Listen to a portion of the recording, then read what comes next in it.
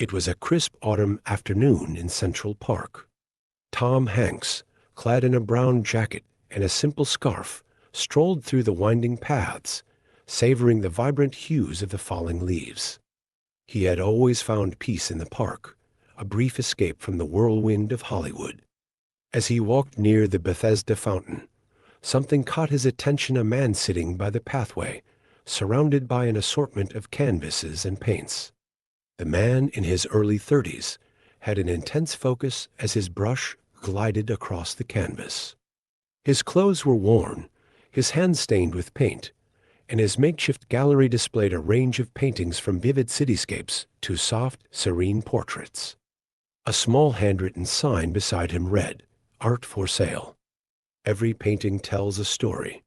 Tom paused, captivated by the raw emotion in the artwork. He approached slowly, not wanting to disturb the artist's concentration. "Excuse me," Tom said, his warm voice cutting through the quiet hum of the park. The man looked up, startled to see one of the most recognizable faces in the world standing before him. "Oh, wow," the man stammered. You're Tom Hanks." Tom chuckled, waving off the formality. "And you're a talented artist," he replied, his eyes scanning the canvases. "What's your name?" "It's David," the man said, standing up awkwardly. "David Carter." Tom gestured to the paintings. "These are incredible, David. How long have you been doing this?" David hesitated, then said, "I've been painting since I was a kid, but life hasn't exactly been kind. I lost my job last year and ended up here. This is all I have left. But I keep painting because, well, it's the only thing that makes sense anymore." Tom nodded, understanding the weight of David's words. He could see the passion in the man's eyes, the determination to keep going despite the odds. "Every artist has a story," Tom said thoughtfully. "And I think yours deserves to be heard."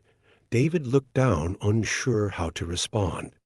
"People pass by every day, but no one really stops," he admitted. "Sometimes I wonder if any of this even matters." Tom's expression softened. "It matters, David.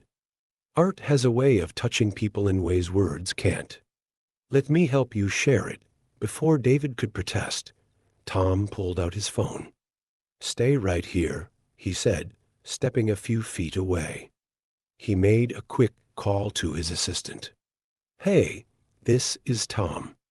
I need you to find a gallery space, something downtown, small but cozy, and get in touch with a few art critics. Tell them I have someone they need to meet." Tom returned to David, who was still trying to process what was happening. "I've got some friends who'd love to see your work," Tom said with a reassuring smile. "In the meantime, how about we get you something warm to eat?" They walked to a nearby cafe, where Tom listened intently as David shared his journey, the struggles, the triumphs, and the dreams he had almost given up on. David recounted how he'd once painted a mural for a local community center, only to see it torn down during renovations. "It felt like losing a part of myself," he admitted. Tom's response was quick, with a touch of humor. "Well, David, they can't tear down a painting when it's hanging in a gallery. Let's make sure your work stays put this time. Double quotes. By the time they finished their meal, Tom had made up his mind. "David, you have a gift," he said, "and the world needs to see it. Art isn't just about creating, it's about connecting. Let's connect your story to the people who need to hear it." A week later, David stood in a small, bustling gallery in Manhattan. His paintings adorned the walls, each one carefully displayed under soft lighting. The room was filled with people, critics, art enthusiasts, and even a few familiar Hollywood faces, all drawn in by Tom Hanks' quiet endorsement. As David nervously greeted guests, Tom stayed in the background, watching with quiet pride. One of the critics approached him, saying, "This guy's work is phenomenal. How did you find him?" Tom smiled. he found himself. I just gave him a little push. Double quotes. By the end of the night, nearly every painting had sold. A particularly moving piece depicting a small boy gazing at a mural in a vibrant urban neighborhood sparked a bidding war. David watched in disbelief as his dreams seemed to unfold in real time. Overwhelmed with gratitude, David turned to Tom. "I don't know how to thank you," he said. But Tom waved it off. "You earned this, David," he said. "Just promise me one thing. Pay it forward when you get the chance." David laughed softly, tears glistening in his eyes. "I will.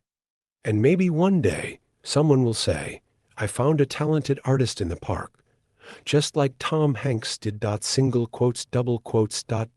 In the months that followed, David's career flourished. His work was featured in major exhibitions, and his story inspired countless others to pursue their passions, no matter the obstacles. He often returned to Central Park, not to paint, but to search for other hidden talents waiting for their chance. Tom, on the other hand, continued his quiet acts of kindness. At a late-night talk show months later, when asked about his encounter with David, he simply said, "Sometimes all someone needs is a nudge." And hey, who doesn't love a good comeback story? For both men, the experience was a reminder of the transformative power of empathy. Because to Tom, the greatest legacy wasn't fame or fortune, it was the lives he could touch along the way. And for David, it was proof that even in the hardest moments, there's always a reason to keep painting and to keep believing.